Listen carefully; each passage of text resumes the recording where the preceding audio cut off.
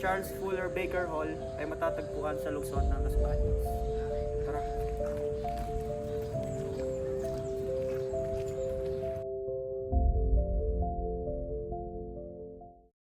Ang Baker Memorial Hall na matatagpuan sa loob ng University of the Philippines, Los Baños ay itinayo mula 1927 hanggang 1938 at ipinangalan kay Charles Fuller Baker, ang ikalawa at pinakamatagal na dekano ng UP College of Agriculture.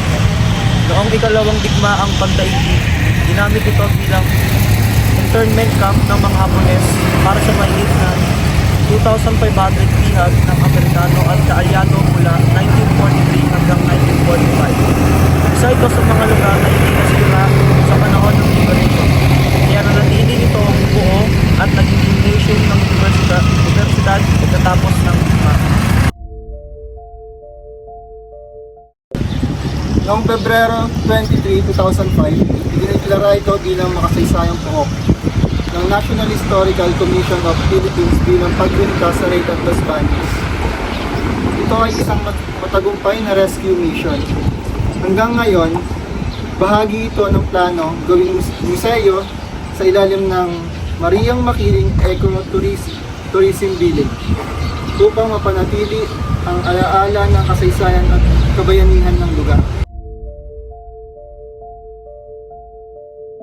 Noong may tinulong mahigit 2,500 dayuhang Amerikano at sibilyan, ang mga bilanggo ay pinagkaisa ng matinding gutom at kalupitan ng mga Hapones. Ayon sa tala, unti-unting binawasan ng rasyon ng pagkain hanggang sa halos wala nang natirang sustansya. Marami ang namatay sa gutom at karamdaman at pagpapahirap ng mga Hapones. Ang mga Hapones ang namuno sa kampo, lalo na si warrant officer sa Daaki Konoshi ay kilala sa bilang pagiging malupit at sadista. May mga sinasabi sa ulat na ang mga bilanggo ay pinipilit mamuhay sa sira-sirang mga kubo at barbed wire sa paligid at halos walang maayos na sanitasyon. Ang mga tumatakas o nahuhuling nagbibigay ng pagkain sa kanila ay pinapatay sa lugar mismo. Isa sa mga lokal na bayani, si Sofia Tidon, ay nahuli habang palihim na nagbibigay ng pagkain sa mga bihag. Siya ay pinahirapan ng mga Hapones at naging saksi sa mga massacre matapos ang raids.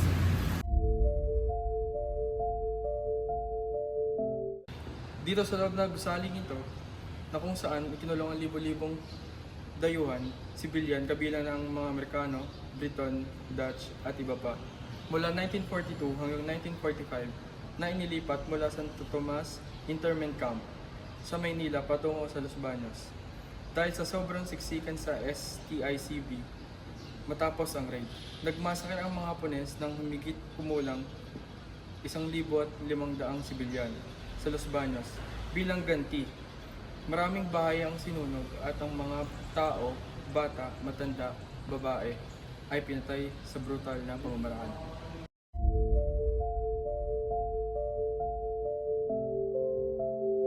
Talagang American engineering yung quality. Yung quality. Ay, yung quality.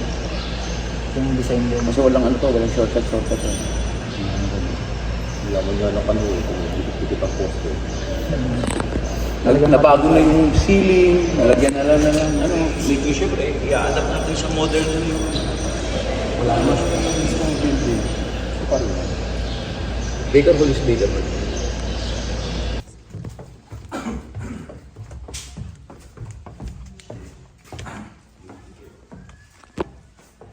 ito po yung dungeon. Yung ilalim. May Tapos ito yung stairwell. Ito yung hagdan, pababayan. Ba't po Sinarhan. Sinarhan na siya. O para hindi na maakit ang maakit.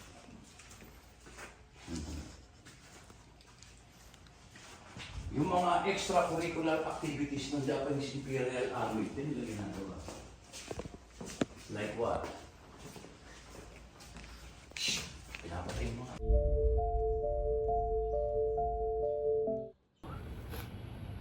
Question number 1. What surprised you the most about the history of this place? And why do you think that part of the story is not widely known today? O ano ang pinaka nakapagtaka sa iyo sa kasaysayan ng lugar na ito At bakit sa tingin mo hindi ito gaanong kilala ngayon?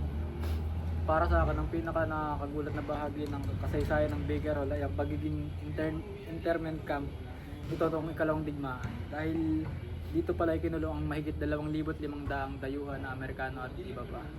Hindi mo akalain magkakasya sa gusaling ito yung mahigit 2,500 dayuhan dahil sa liit ng gusaling ito. Tapos hindi ito ganong kilala dahil mas binibigyang pansin ng mas kilalang gusali gaya ng sa UST. Sa UPLB, ang tingin ng mga tao sa gusaling ito ay isang event venue or gym. Okay, question number 2.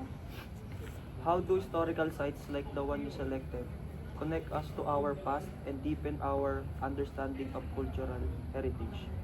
Tagalog ay paano tayo pinagbubuklod ng mga makasaysayang lugar tulad ng napili mong lugar at paano ito pinalalalim ang ating pag-unawa sa pamanan ng kultura? Ang Baker Hall ay tahimik na saksi sa kasaysayan ng digmaan, sakripisyo at paglaya. Sa pagbisita namin dito, naramdaman namin ang bigat ng nakaraan at naalaala ang mga kababayang Pilipino. Tulad ng raid at Los Baños, pinapaalala sa atin ng lugar na ito na ang kultura ay hindi lang sining at tradisyon, kundi pati ang tapang, trauma at tagumpay ng taong dumaan sa panahon ng crisis. Last question. Discuss one specific action that must be taken to ensure that the history of the place is remembered and respected by future generations. Sa Tagalog ay maglahad ng isang partikular na hakbang upang matiyak na ang kasaysayan ng lugar ay patuloy na maaalala at igagalang ng mga susunod na henerasyon. Isang malaking hakbang ay pagsasagawa ng interaktibong museo sa loob ng Baker Hall na naglalaman ng multimedia exhibits, oral history ng mga bihag at kwento ng mga lokal na bayani tulad ni Sofia Tidon. Dapat itong maging bahagi ng curriculum ng mga estudyante sa UPLB upang maging buhay ang kasaysayan, hindi lang bilang aralin kundi bilang bahagi ng pagkakakilanlan.